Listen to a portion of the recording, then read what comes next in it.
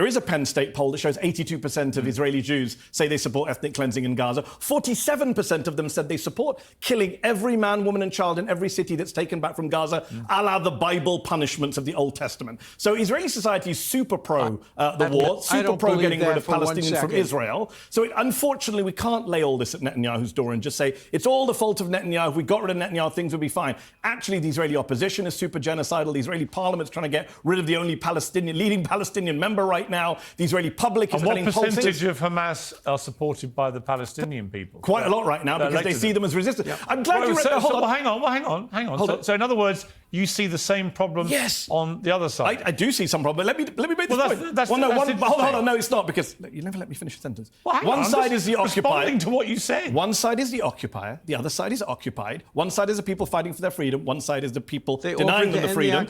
But let me finish a point. It's very interesting that you mentioned about different attitudes. All I've heard on the show since it began today is poor Israelis, think about the Israelis. Alan has said multiple times now, if your people were killed and if your women were raped, then you would respond like this. Well, the Palestinians would say the same, because that's what's happened to them. Alan said, war is hell. If somebody came on the show, Piers, and said to you after October the 7th, when did that happen? Stop interrupting, Alan. Let me speak. You've spoken the most on the show. Let me speak. When was there a 7-Eleven? Piers, 7-Eleven is the name of the store. Tell me when there was a 7-Eleven. Piers, if somebody came on the show after October 7th and said to you, well, 1,500 people were killed in Israel, war is hell, would you be OK with that answer? You wouldn't be. So let's not tolerate it from supporters of Israel, please. Let's be consistent in our morality. OK.